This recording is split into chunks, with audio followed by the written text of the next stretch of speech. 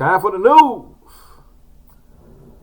Yep, I'm getting ready to hit you with some facts here today. You know, one thing about the clash, with the healthcare workers, and another about where all the rich people are fleeing to and running to and hiding at right about now. And the question that I have right now is, with all these protesters out there doing what they're doing, and it seems like it's been very, very orchestrated and planned. Where is Steve Bannon at right now? Anybody know where he is? This stinks. This stinks of Steve Bannon right now. That's what it does. It stinks of something that he would probably try to do or organize. Anyway, Colorado healthcare workers confront protesters amid demonstration against stay-at-home orders. And healthcare workers in Denver, Colorado, on Sunday confronted demonstrators protesting the stay-at-home orders implemented by state governors to limit the spread of coronavirus.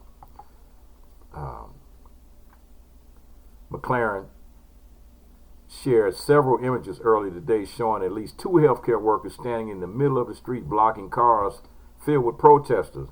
The counter-protesters, who wore N95 masks and blue scrubs, appeared to restrict the movement of the demonstrators who gathered at the state capitol to demand an end to the stay-at-home order that has drastically slowed the economy as well as the virus spread. They were blocking the roads until the police force stepped in and said people were putting their cars right up against them. So protests broke out in several states this week, including among them Ohio, Colorado, Minnesota, Kentucky, and Michigan, who were demonstrators taking to the streets to call for an end to the strict lockdown measures put in place amid the pandemic. So, hey, five states, out of 50, hey, who cares? The D.C. dunce has faced criticism from Republican and Democratic governors over a series of tweets he posted on Friday that appeared to support the protesters in some states. Liberate Minnesota, the president wrote in one tweet. Liberate Michigan, he said in another. Some protesters were seen wearing Make America Great Again apparel and holding pro-DC dunce signs. Many did not adhere to the White House social distancing guidelines that advised against gatherings of more than 10 people during the demonstration.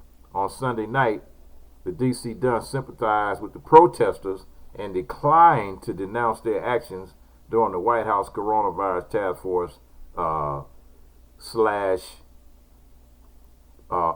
Klan rally that he holds on TV every day. As far as protesters, I see the protests of all sorts of things, blah, blah, blah. He's telling a lie, talking about he's with everybody. D.C. dunce also denied that he incited their movement with his tweets.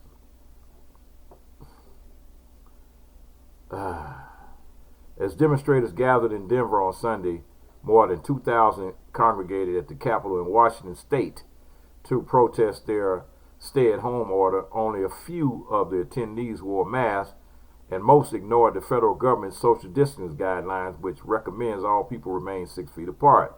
In a statement, Washington State Governor Jay Inslee said, "I support free speech, but crowd counts or speeches won't determine our course. This isn't about politics. It can only be about doing what is best for the health of all people in Washington." And Michigan Governor Gretchen Whitmer on Wednesday hit back at thousands of protesters who demonstrated against her stay-at-home order by calling the event a political rally that will endanger people's lives. And so, hey, the D.C. dunce, Steve Bannon, and all the rest of those idiots that are out there. And so, then you try to figure out, well, what's going on here? What's going on? And then I find this other story says, rich urbanites fleeing big cities and draining resources in smaller vacation spots.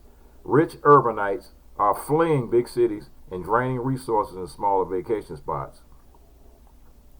They've left their urban dwellings behind, escaping to smaller communities that offer the luxury of more space and access to nature as they ride out the pandemic. Some have taken refuge in their second homes where they are part-time residents in the summer, while others rented vacation homes. And while they tend to favor some of the most traditionally popular hotspots for the rich and famous, these locations spread far and wide.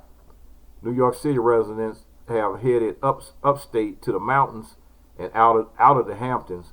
They along with other East Coast urbanites, have infiltrated coastal New England, flocking to some of Massachusetts' most elite conclaves and Maine's islands. Out west, the wealthy are sheltering at ski resorts from Idaho to Wyoming. But it's not just U.S. witnessing the flight of the wealthy. The U.K. too is seeing its Londoners and other city residents heading to their second homes in the countryside.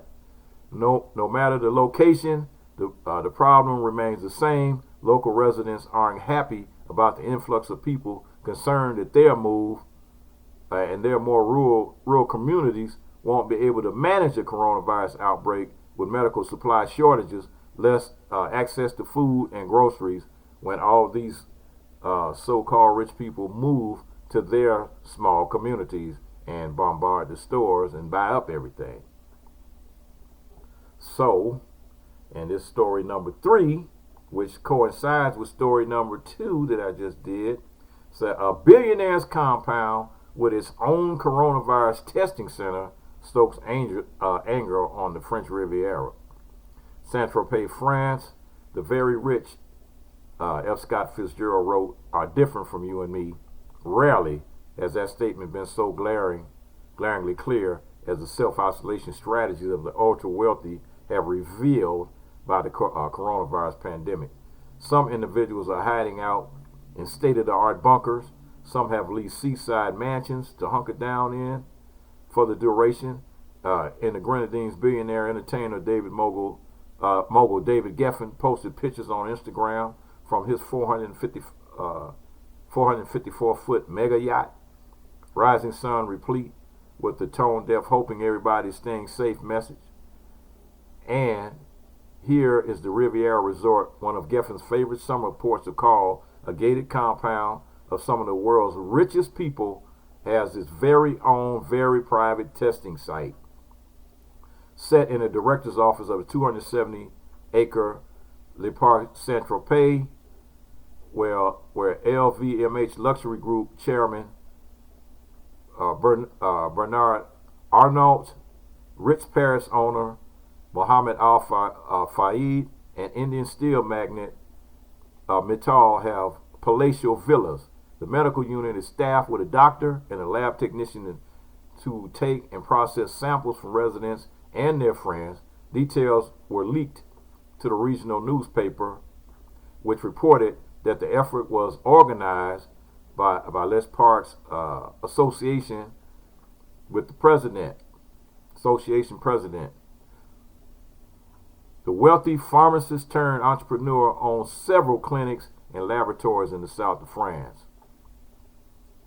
Townspeople have widely condemned the clandestine center as yet another example of the inequality that spurned the Yellow Vest protest movement that has roiled the country since the late 1918. So much for solidarity. Across France, which already counts for more than 19,700 deaths in the pandemic, most public hospitals are overwhelmed with COVID-19 patients, tests are in short supply or completely inaccessible outside the compound's walls. The situation is not much different at Paul de Santé at de Golf at Saint-Tropez Hospital. Medical personnel are scandalized, according to one hospital doctor who spoke on the condition of anonymity because of the sensitivity of the issue in the peninsula. It's not normal that we have no tests, and that is a nightmare for us to get a hold of. Ogre insists that the medical unit has only conducted blood tests for a clinical trial that his company is running to determine levels of immunity to the virus in people who have been infected. We have not done any nasal tests, which is how one determines if a patient is sick, he said Friday. And so that's where the super rich are fleeing. They're basically fleeing to all these resorts and their summer homes in in Maine and in Idaho and Wyoming. So it's unknown if the community has had any confirmed cases of COVID-19 since the testing site is on private property. It's outside the municipality's jurisdiction, and whatever sort it may be, about as far as the testing goes, there are norms to respect, and we gave them conditions one should follow, but it's a private residence and we don't know what's going on. So that's where you got your rich people hiding. They basically got their little gated communities that they're fleeing to in the middle of the pandemic. And they just like the Jetsons. It's like, yeah, okay, the Jetsons are living way up here, and then you got the other people that don't have nothing living way down here. We flying above the virus, and so that's what they're doing right now. They're sequestering themselves in their resorts, in their exclusive resorts. So hey, this is the world we live in today.